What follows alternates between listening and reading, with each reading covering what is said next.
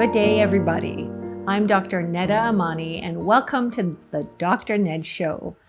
Today, I'm so pleased to have Shelley Murdock joining me in sharing probably one of the most favorite things in my life, which is the practice of yoga. Welcome, Shelley. Thank you. Thank you, Neda. Welcome. Thank you for inviting me. Shelley, I met you a number of years ago as my yoga instructor. Yeah. And you were probably the toughest yoga instructor, one of the toughest I've ever had. And I think by the second class is when I approached you it was the second class is when I approached you based on the feeling that I got from you and the power within your practice and the dedication that I felt from you to helping people through the practice of yoga and the education of yoga to come and help me develop our yoga program for our wellness program, The Real You, which at the time we were working with the police force. And that's how I got to know Shelley. And we've been working together for the past 3 years. And you helped with one of our other colleagues develop an amazing yoga and mindfulness program. Yeah. Wonderful, wonderful. It was a wonderful opportunity. And it was kismet. We were meant to meet, right? Yes. We were meant to meet. Yes. And so not only have I learned a lot from you as a yoga instructor for my own personal life, but you've inspired many of our team members, a lot of our participants, our patients. But also, I thought it would be a great opportunity for me, for the Dr. Ned Show, to introduce the whole concept of yoga as medicine, because yoga is a very powerful tool to heal ourselves. That's been developed over thousands of years. It's been around for a long time to heal ourselves and transform ourselves to our highest potential. And in that transformation, that inner transformation, that's the co-creation of the world that we want outside of us, that we want to see. And yoga is a very, very powerful tool. In addition to food, as medicine, movement is medicine, breath is medicine, which is a part of yoga. But yoga is a really powerful tool. And so if you want to maybe start with giving us a little bit of background from how you got to be a yoga instructor and also falling in love with yoga. Oh, falling in love with yoga. And I do remember when you came to my class, it touched my soul. I really, truly did. We had a wonderful conversation. If you remember, the class finished. And I think we continued talking for so long. They had to kick us out. But yoga has been part of a fitness journey, I guess, in a way, and a spiritual journey. Yoga is not a religion. It's just something that comes within you and with breath and practice. It is a practice. It's never done. And I love yoga, but it didn't start out that way. I was always very athletic. I liked a lot of sports. I did mixed martial arts, taekwondo, and I was a runner, still am. And yoga wasn't something that was in any of my idea at all of having fun fitness-wise. And at the time, my teenage daughter asked me, she's 35 now, so this is when she was a teenager, asked me if I would accompany her to a yoga practice that was being offered for free. And I thought, time with a teenager, golden. Yoga, not so golden. And so I said, I recommended we skate there, rollerblade there, and rollerblade back. That way I bookended my fitness on both sides. I was going to actually have a good time somewhere. And we did the practice in my dojang where I did taekwondo. It was being offered just to share. And I came out of there and I was the happiest I think I've been in, even with the smells of the dojang. I just loved yoga. I fell in love with it that very first class. That's not typical. No. I hated my first class. Did not you? With you. Yeah. That's good. My first class was when I was 18, but I'll share that later. Well, I was a lot older. And then so I started to go to yoga practices elsewhere in studios, but I always stayed near the door so I could make a quick exit in case it didn't go well. And competitive, right? I need to maybe the first to arrive on the curb every time you have a walk across the street with me, because it's always a challenge. Everything's a goal, right? So there's always this competitiveness, personality. I don't need to be, I just need to push the edge a little bit. So yoga isn't that. Anyway, it did enhance my life in a great deal. I started to notice changes in my fitness, changes in my running, improvements in my martial arts, space and more calmness. And so even though you gravitate to what you love, I would always go to hot power yoga. I started to incorporate different kinds of yoga. And it opens up a door that was wonderful. And it allowed me to extend my fitness, my running, my happiness. And I found more joy. So about 4 years ago, almost 5, I made a conscious decision after sitting for a period of time with myself and realized that I no longer could lead the work life that I led. It was not making me happy, and in the yoga terms, I guess, no longer served me. And I chose to follow my heart. And every day since has been a true joy. I get to teach fitness, I get to teach kickboxing, I get to teach all of those wonderful things. But every day there's a lot of yoga. And yoga can simply be sitting and breathing. The elements of yoga are awareness, breath, and mindful movement. And every day, that allows me to feel more present, more in the lives of people and in my life. So it's been happy making. I use that word, happy making. What a wonderful introduction. Like Sorry, you it couldn't was so have, long. No. That's an actual perfect introduction, because we're going to have people watching who are very new to yoga, have never done yoga. We might have people who would already have a yoga practice or are advanced yogis. And so, I was hoping to have this conversation really bring some insight to all those groups of people. And that was a perfect introduction, because yoga has the power to do all of that and more, depending on when you come to it, depending on what you need from it. People ask, well, is it a religious practice? No. Is it a spiritual practice? No, but it could be. The point of it was developed, and I've studied it as a medical tool. So I've done quite a bit of extensive research. So when I first was introduced to yoga was when I was 18, and at that point in time, I didn't like it. It was like a Bikram yoga class. I call it sergeant yoga. I didn't really like it. And I left it until I was 40. I restarted it, and I've been, on and off. But it teaches you a lot about yourself. And that was the whole purpose of it. The whole purpose is to introduce you to yourself through that breath, through that awareness, and through that movement, mindful movement. There's many, many benefits physiologically from it. And so do you want to maybe expand a little bit about what you've seen, the physiological benefits in your life and also in the people that you've worked with? I guess the most important part that I could see right away is more acceptance. Mm-hmm. Instead of challenging yourself all the time, you want to step out of a bit of discomfort in yoga, but you don't want to push it towards pain. And in our typical athletic outlook of life, we really want to be the best, or pushing forward to be the strongest or the most, whatever that is. And learning to accept yourself where you are, learning to push yourself just enough, and guiding others the same way. Because previously I often was injured, and that doesn't help as you age. I really came to yoga when I was about 45.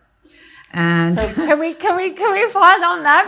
Because if people have been listening carefully, they will understand that one of the top benefits of yoga is making you look like you're 45 when you're 60 plus. Yes. Well, and we'll leave it at there. No, but we're fine. But and look at it brings, you look phenomenal. You're a lovely yogi and a lovely human. Thank you.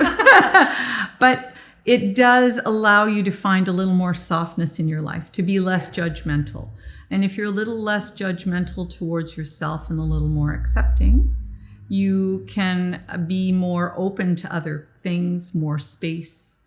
You find a little more ease through yourself. You can be more creative, more helpful, more giving to others. We're here for the service of others, are we not? Mm-hmm. This way we can create more opportunities, more meaningful lives. So by having people in class feeling the same way, you've expanded that feeling. So I'm hearing people saying right now, like, how is me contorting myself? Because people are scared of the word yoga. Yeah. So I know I've told, when I'm working with participants, with patients, with people, and when I learned this is yoga, you could contort yourself into a pretzel shape and not be breathing. Yeah. That's not yoga. That's not. And your mind is elsewhere. But you could be sitting here, right? And you could be really fully present with your breath, move forward, and then move back. That's yoga. That's yoga. That's yoga. And so everyone can do yoga. Now, although you came to it as an athlete, right, and a very, very competitive one, which I would love for you to, extrapolate on that competitiveness and how yoga softened the edge on. But you came to it as an athlete, but there are a lot of people who don't like to move at all. Yes. And so are very scared of even stepping foot into a class or, even trying now to go online to do a class because they've already decided that I'm not fit, I can't move, I'm not flexible, I don't have good balance. And so, nope, it's not for me. And so what would you say to those people? Because the benefits are so huge for everybody, wherever you're at in that continuum of, amazing, not amazing, that's a judgment word, but, competitive athlete to person who hasn't learned the joy in movement yet and connecting to yourself, because it does connect, like you said, to your emotional well-being. Yeah, and you said that perfectly, your emotional well-being. Yeah. So from that, and everyone can do yoga. You've said it perfectly too. That's it. Everyone can do yoga. Yoga is just that breath, that movement, being aware, finding that mindfulness in what you do. But what is really important is the satisfaction that you have, because it becomes what you have. You have this innate ability in your body, regardless if you've never done any exercise before or not. And it allows you to expand. So it becomes a healthy lifestyle. So allowing yourself, it's a practice. So you start off in the beginning and you start off just acknowledging and noticing what's going on with you. So it's important that everyone, from the newbie or the new person starting to the seasoned yogi, that the same class actually can be done by both. Mm-hmm. It's different awareness. People come to yoga, as I did, for the fitness. I came for the actual physical practice. And through that comes in more and more. If you practice it once or twice, then it starts developing a little bit more. Your interest maybe a little bit more. It doesn't matter why you come to the mat. Everyone comes to the mat, is what we say, for a different reason. Mm-hmm. And it will change or it will evolve as you practice and find more. You don't want to hold your breath and turn yourself into an Instagram pose, because that's not what yoga is about. It's not wearing those fancy pants. It could be wearing that. It could be doing the pretzel pose, but it's not that. But it could be. What it is just linking your breath to your movement and actually slowing yourself down to be present in what you're doing right now. Mm-hmm. Just being very present, because the past doesn't matter. It's finished. Mm-hmm. The future hasn't happened. So when you come into yoga, whether it's for 5 minutes, 10 minutes, or a class, you give yourself permission to be there. Give yourself permission to expand. Yeah. And that presence, even if you're present for 2 minutes, for some people, we're both recovering type A. Yes. I like that. So when I was 40 and I came onto the mat, it was because I had done quite a bit of healing of physical and, mental health issues through food, through exercise. through sleep, through even some counseling, but I still felt that I was not even close to my potential. I still felt there were issues. And so when I came on, I was still having quite a bit of anxiety, and really not connected to the voice within. That's why I went, really, particularly. Also, I wasn't physically as strong as I wanted to, but I didn't even know that until I got onto the mat, that I didn't have really good balance or flexibility or power and all of them, right? And you learn where you're at. And with time, it's just transformed. It's transformed. And even if I've gone back, if I've been off of a yoga regular practice because life's been busy and things happen, and then I come back to it, every time it's an extra something else that it gives to you.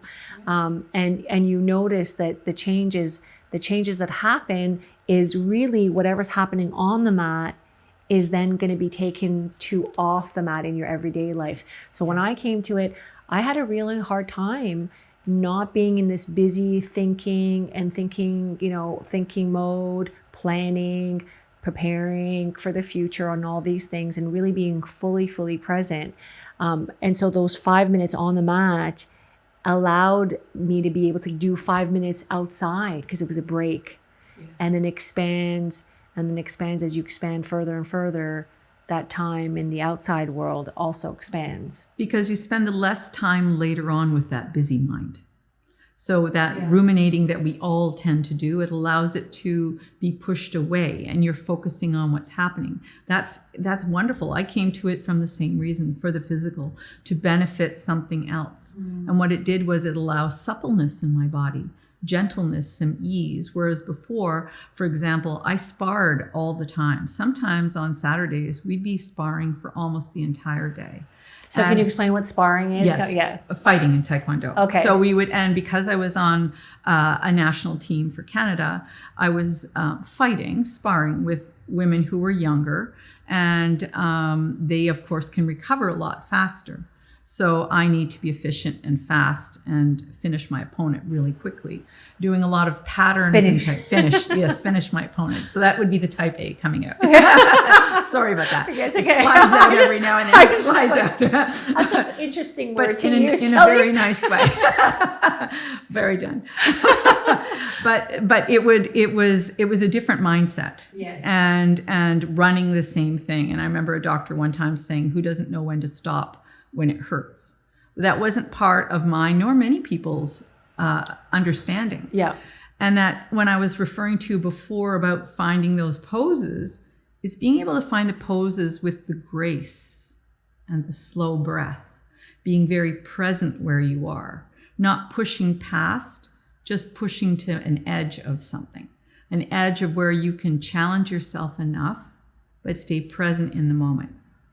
What that does for you in your real life off the mat allows you to focus better on your relationships with your family, allows you to be present in the moment when you're speaking with someone, allows when you're at work not to react to something because you're actually listening to the person you're speaking with. So can you extrapolate, can you make that connection? Because you were talking about this about earlier, but I went off on a tangent. I always go on tangents. But I remember the tangent because you were talking about how yoga allows you to connect more to yourself so that you can be more of service. Yeah. And so we didn't finish that thought. Can you show how that is, because people are like, well, how me doing yoga on the mat makes me of greater service? And actually, I would like to say that if everyone was doing yoga, please everyone do yoga. Please everyone do yoga. Please everyone do yoga. Just even start with that, literally. Yeah. We could have world peace. Exactly. I firmly believe that. I support that entirely. That is a wonderful We can thought. have world peace. Yes, we could. Because what I've seen the impact on the emotional well-being, the generosity, the compassion, the givingness, the forgiveness, again, individually, and then in working with people to getting them to a place where they're doing some kind of mindful movement with breath, yoga.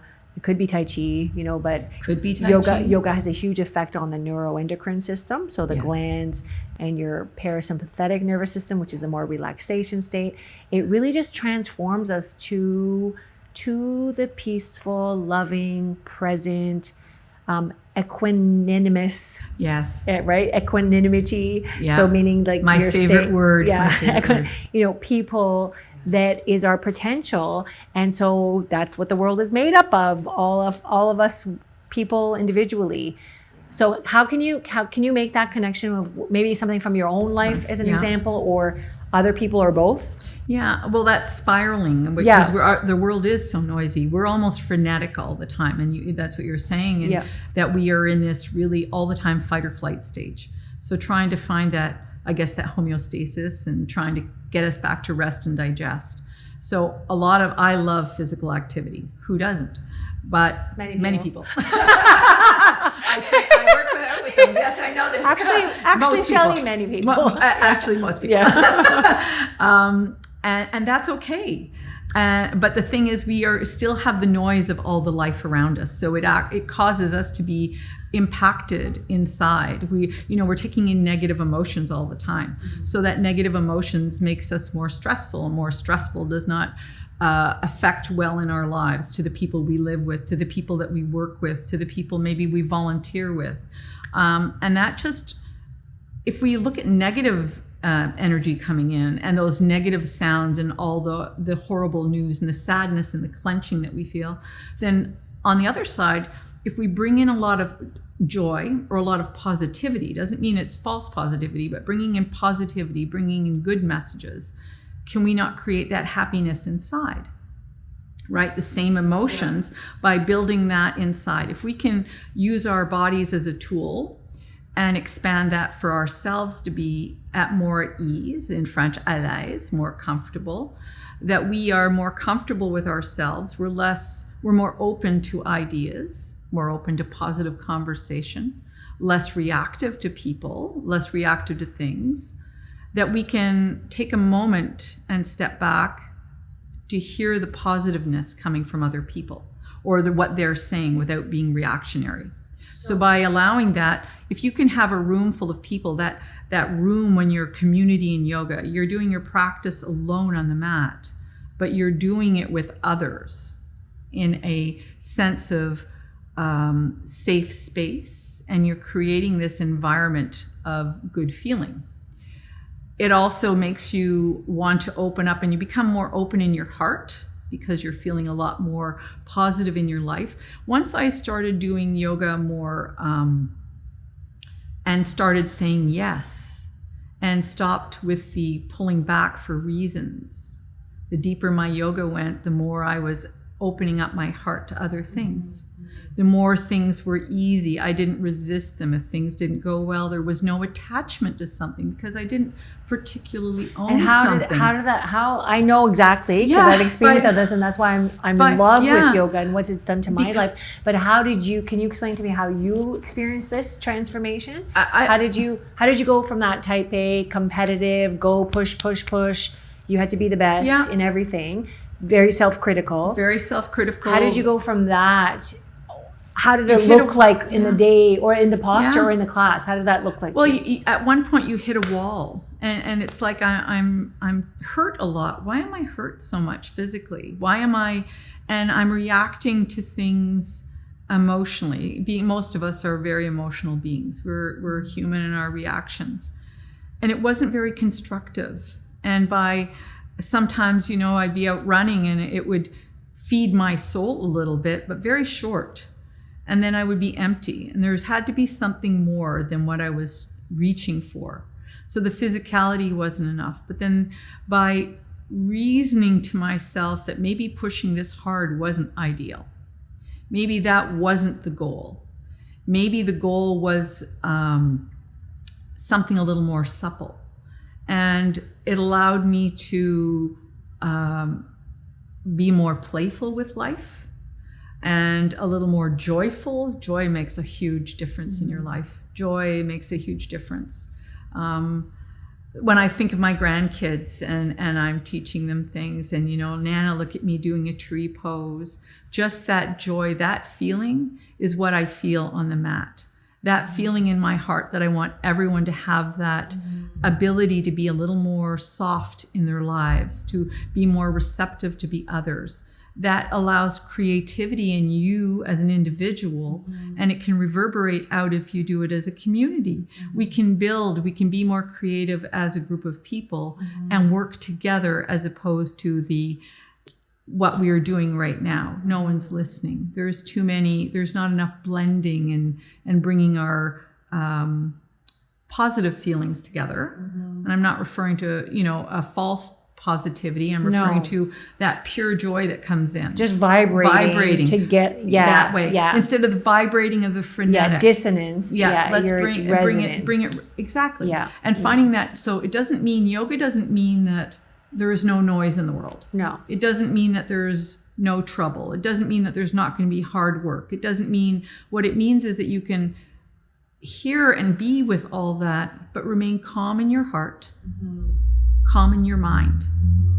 And that's where we can find peace. So you bring that peace, and then you can have a more peaceful world. Finding that, as you said, equanimity, where we are balanced, where we're responding to things and not reacting.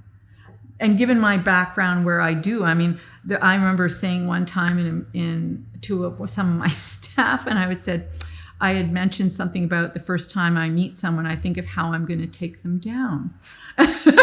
And I watched a whole bunch of, because just outside of your sparring my whole group? life at that time was it's part of well into your 40s. Yes, okay. Actually long into my 40s. Wow. And I remember, because the whole thing is I watch how people move, and so my idea was, if I come into the ring sparring, I need to know, and I wanted to be a police officer all of my life since I was 5. And I knew that I'm only 5'5", then I need to make sure that I'm going to be effective in what I do. So if I have to protect myself and in sparring with Taekwondo, because it is a sport, we're not there to hurt anyone, you're there to win. So I need to find where your weak spot is, so I can know what patterns, what punches, what kicks I'm going to be using, and they don't expect the smiling face to be the sweet. That was my, so that was and I remember saying that as just wondering, and they said, that's what you think? And I said, well, it's just a mindset. But the same thing, if I can develop that mindset, which was part of the sport, then you can develop the mindset and finding that softness. That was only for a sport at that time. Well, but it's the mindset of our societies. Yes. It's, from the time you're 2 or 3, everything becomes a competition. Yeah. Everything. And that is, and that's not the truth of humanity. No, and it's not necessarily healthy, right? No, it's not healthy. It's not healthy all the time. Yeah. So, but finding that balance, yoga allowed that balance. It allowed me to bring that in to my life, which expanded. And it's just a way of harnessing the energy and bringing it in a more soft way. Doesn't mean that it's not energy. And people are looking for, it's an energy of positivity instead of feeling that spiral of negativity. So. And you're creating that. So what I've always found, especially in the earlier days, that no matter what was happening on the outside, that time to connect to your own breath, once I recognized the breath and became aware of my monkey mind, right? The thoughts that are all over the place. And you have to, in order to do a mindful movement with your breath, you can't have the monkey mind. That's how it trains you. You bring the mind back to the posture so you can do it with your breath. Yeah.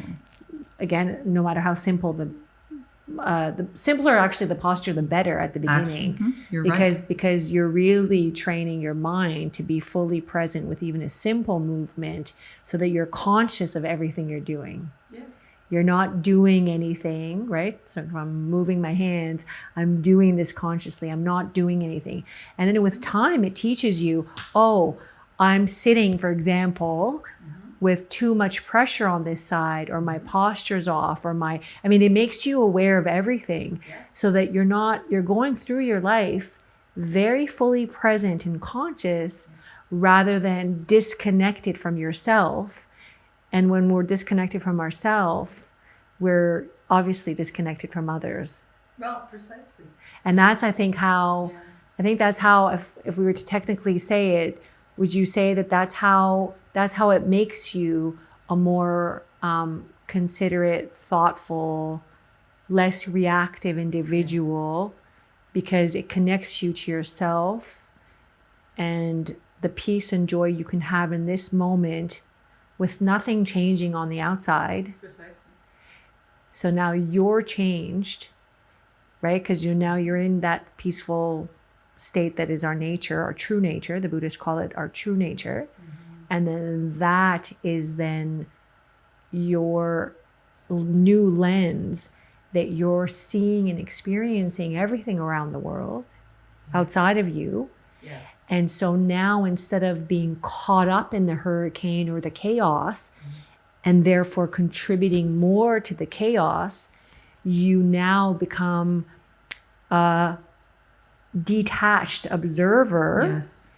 aware of the suffering, both internal and external, but able to compassionately, wisely, patiently, peacefully create or contribute that peace to the creation of what we see outside. That was a long explanation. That was beautiful.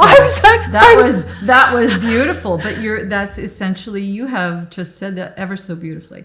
But it starts off with that awareness, that small pieces in building towards. And that, as you said, watching how your balance of your feet is, watching how you're shifting to one side, that whether you're frowning or not. And yes, and how that is. Yeah. And if you are, so that you're not feeding into the external, you're aware of your internal. And that brings that, as you just said, that's so eloquently said. Nada, that was just wonderful. I didn't say it. It just kind of came through. But I was trying to explain what you were explaining, which is the service that we can all connect to, and really try to explain to the audience of how is it that happens from a simple yoga practice on the mat. How does that happen? And I found that as you saw that change in your life, did you feel like it made your commitment more to the yoga practice as you found that now you were becoming an agent of peace, let's say? That's a wonderful way of putting it, yes, because I wanted to share it with other people, not just the physical practice, by being in community. I found that I was volunteering even more. I found that there were opportunities to be with others in different scenarios, speak about more building things, creating. There's so many fitness groups that we have in Ottawa with like-minded individuals, and they're all yogis. It has a lot to do with building community and building community spirit. And it's for everyone. There is no particular person. And that whole idea when we're doing yoga at the Arboretum here in Ottawa is outside at 6:29 in the morning when I'm leading a practice with all of these people who love to run hills, is because they are aching for that feeling of community and feeling of service to others, because they take that out into their world. When they leave the practice, they take that out into their jobs and into their lives. And that spreads to others the same thing. So that those hurricanes that happen in all our lives, we're able to harness it or rein it in gently, as you would with a horse, right? But gentle reining. And then feeling that ability to expand yourself, to try for some of those poses. As you said, it's all the small pieces that really matter.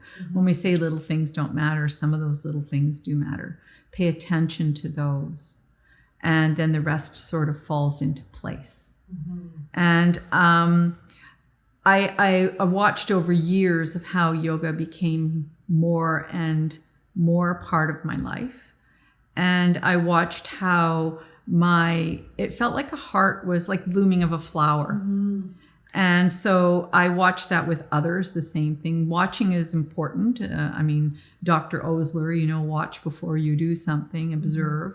And there was a lot of observing. And if we observe in our world, in our society, I think that's a way we can find venues to be helpful and creative to others if we take the time to see what is needed. We created that program here at Amani Health because there was a need. And there is a need within the community, whether it was the first responders, their families, or the general public. And finding that place to come onto the mat without having any experience was important. It allowed people to find a little peace in their own lives, which they can take home as well to their families. And to me, that's important. I found it was, in my own personal life, helpful for moments. We all have our own stories. Life is hard. And you can use yoga to help you through difficult situations.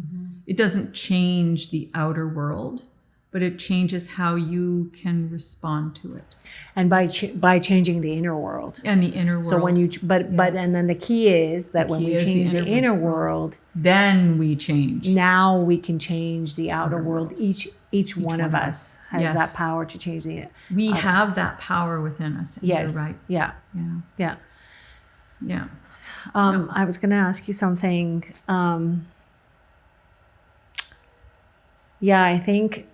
I think, we saw change in pain, yoga, just to let people know medically as a physician. There's lots of data on this. I encourage you to go read about it. But, right now, insomnia, right? Just a basic breathing exercise. We'll have a couple of short videos. You've been so generous you do free classes. You do it on the Parliament. You do free classes all over the city. You have a number of yoga offerings right now that we'll list under the description of the video. People can look into. But you have been so generous with your time. And I know that you've shared this with me is because you want everyone to be doing this because you know of how much it has power to heal, help people with suffering of whatever it is, physical suffering, emotional, mental, or, all of the above. But from a medical standpoint, we know it helps with sleep issues, insomnia. It helps with weight issues, hugely with weight issues. It helps with blood sugar, diabetes, blood pressure we've seen, chronic pain we've seen, skin issues, asthma. There isn't a single medical condition that you could have that yoga doesn't help with. And not only that, but it is also a powerful preventative tool for all the diseases by helping you calm your nervous system, get into that, optimize that parasympathetic nervous system. It's work on all the whole neuroendocrine system, the glands, and the secretions of our hormones. And on top of that, it allows us to access our highest potential and go to where, we're more in the flow of doing things, where we're not really thinking, but we're able to do the highest actions just effortlessly. I mean, obviously you have to get up and get dressed and get out of bed. But the actions just don't do themselves. Not even pandemic times get dressed and get out of bed. They don't do themselves, but you're able to do the heavy lifting, effortlessly. It's a flow. Even time, right? You notice a change in time, how you perceive time. And then also concentration, obviously creativity, your genius. I mean, how has it helped you with your human potential? My human potential. Yeah. And that was our first conversation, if you remember. Well, I was like a magnet. As soon as I did that class, I was like, I have to have this woman in our center. And when we talked, it was like magic had happened because we talked about the preventative part. And then my whole life has been to prevent from becoming ill. I never understood the sickness of our healthcare. To me, why are we not focusing on disease? Sorry, we'll call it. It's not even a care system right now, but we're changing it. It's disease system. The disease system. Why are we not working on the ease system? Exactly. The healthcare system. Yeah. And the preventative part and being, healthy lifestyle, eating healthily. Yeah. It doesn't mean and sleep is important. Yeah. And fitness or exercise. It doesn't matter what you do, square dance, walk, whatever. There's no written rule. But finding that peace and that space where you can have a few moments to yourself and be at peace in nature. All of those things blend so well together. So to me, having all of that, my higher self, I think when, first of all, without being too gushy, when we did meet, And we talked about it. And then at the time with the police officers, it brought my fitness, my yoga, and my yearning to be a police officer with one. It felt full circle. And it gets me emotional, and I feel that intensely. It's been a passion to me. Not just the yoga, but being here means a great deal to me, and being with you. It's a gift. You. Oh, you're welcome. It's a gift that was given to me, and I'm grateful. But that full circle, since I was 5, and I thought to give this back to the people and their families was I need to do this. And the collaboration with the team and creating this program that we have, working with people, talking and finding out their feelings allowed me to reach a little higher, push a little bit more, get out of my comfort zone, because that's truly what yoga is. Yoga is getting comfortable with discomfort. Life is uncomfortable. And we all live through things, but doing it with grace or a little bit more ease doesn't mean it's beautiful all the time, but it means that we can do it with not just resilience and pushing through. It means we can find a safer and more healthy way of getting through it. And to me, I was reaching a higher place, still striving to find what that is to me. But lifting me up to find something that made meaningful in my life, which was a great deal. It took a long time to find what I wanted to do and made me happy. And it had to come full circle. Going through life, as everyone knows, there's so many things that we are brought up with and how we believe in our lives. And we put in parameters of how people expect us to be. Yoga allows that softening of those parameters. It allows you to, and you say, how does that happen?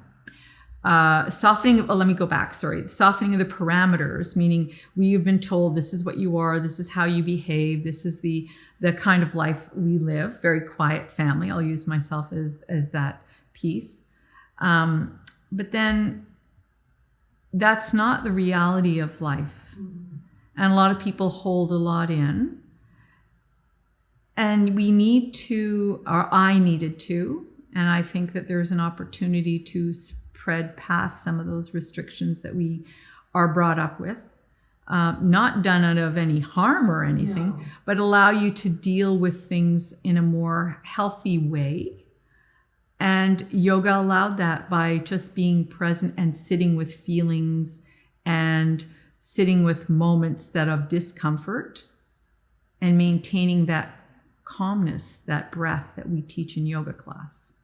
So when I tell them that living life off the mat, that's pretty much what we do. So what you do through the yoga pose, holding something, and it'll be challenging for a little bit.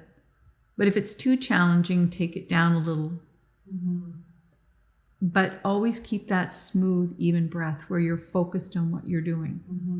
So by taking that clarity, that awareness of what you're feeling in your body, noticing it, being aware that maybe you need to be a little less critical of yourself, you can enhance your life.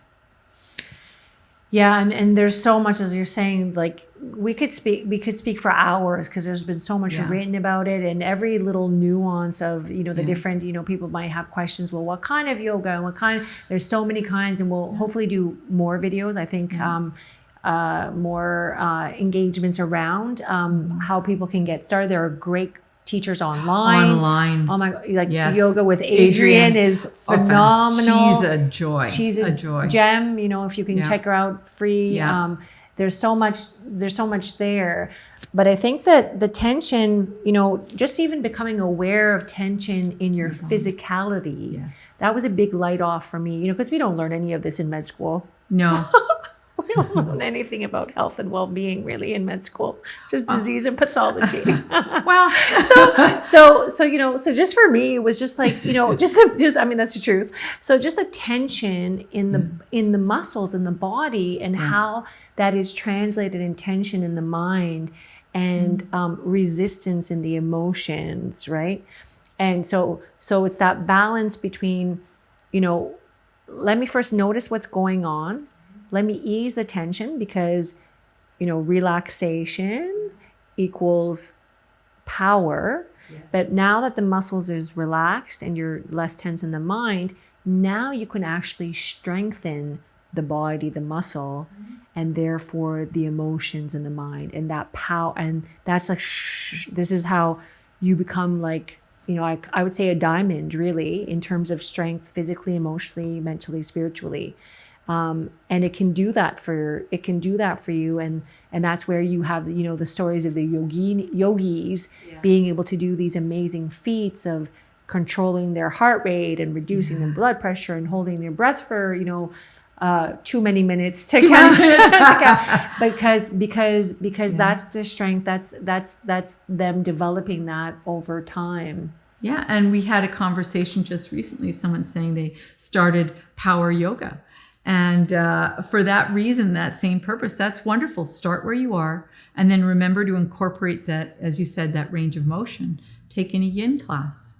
If you take in a yin class, you allow the muscles, that range of motion increases by allowing yourself to settle into something a little bit, finding a little discomfort for some of the type A people. Yeah. But once you can settle in, and if you can wrestle with that gently in your mind to remain calm for a period of time, you actually do relax those muscles. Allow that to soften so that the range of motion is better. Getting into the fascia and that release into the muscles so that you have more strength and are able to continue longer. And yin for our viewers is a practice, right? That you're holding a posture for longer than 3 minutes longer, around 5 minutes. And I remember at the beginning, within the first 30 seconds to a minute, you just want to scream. Yeah. But it teaches you over time, just like in life, to be able to have the difficulty, to be able to be in a very uncomfortable position, not pushing towards pain, but discomfort. So, because life is discomfort for most of the part, but then being able to, yes, it is. But then being able to ride the discomfort and then actually overcome it through your breath. Yes, exactly. Through your breath. Your breath. Yeah. And for those people who think that yoga isn't something to be challenged with, who are looking for challenge, I remember the first time. Do Shelley's class. I remember the first time I was in a hot yoga class and then in a power class, and the teacher had mentioned something about the time, and it was only halfway through, and I thought, oh my goodness, how am I going to make it through? But then other classes I've been in, it all depends on your mindset, right? That's right. Yeah. And how you came in to the class. So you will be challenged. You're challenged as much as you want to be. But you know that better than me, and you know that from a doctor's perspective of the wonderful benefits of the muscles and the health. Yeah. But I mean, when we did looking for our program, for example, and looking how the World Health Organization at the time, how yoga would be beneficial in many of those chronic diseases. All of them. Can be all of them. If we were focusing, and it's such a simple practice, and you don't need to be doing a lot of powerful things. You just need to breathe and be aware of what you're doing. We would be teaching it to all the children from school age, kids, and then it would be part of the medical practice, part of health practice. Yeah. So many people teaching children that particular. I remember teaching a yoga. I teach kids as well, and often volunteer in some of the schools and teaching children. I remember one little girl in grade 4. And I was talking to them and saying, you know how you feel before a défi, before an exam or a little test, or before the coach says, it's your turn, your shift, you're going to get on, skate hard. And a little girl looked at me and she said, I feel like that all the time. And I thought, oh my gosh, my heart just about then was crushed. And I just looked at her and I thought, okay, we need to learn to do this counting of the fingers and slowing everything down and finding a little softness in your life. And you're only in grade 4. So kids need this as much, and doing it with family is really important. I know a lot of families right now, because of the time, are starting, and they're bringing their kids or watching their parents, which is really great. You're going to do just a 15-minute introduction video that we'll do, like a little clip around sort of an intro to yoga practice. And then we'll also do a short meditation practice for people. Any tidbits or anything that you wanted to share regarding how to approach their people's first class if they haven't done it, or anything in general that you wanted to say as we wrap up this great introduction to yoga as medicine? Open mind, open heart, curiosity, right? Curiosity. Yeah. Have a little fun. Yeah. Feel playful. Come to the mat being playful. Don't take life seriously. And just come with a feeling of joy and saying, let's play. Like that kid on the playground, and you're doing stuff and you've made a mistake and all your friends are looking at you and you go, I meant to do that. Be that kid. Be that kid. Yeah. Namaste. Namaste. Namaste, Shelley. Thank you so much. Thank you. Thank you.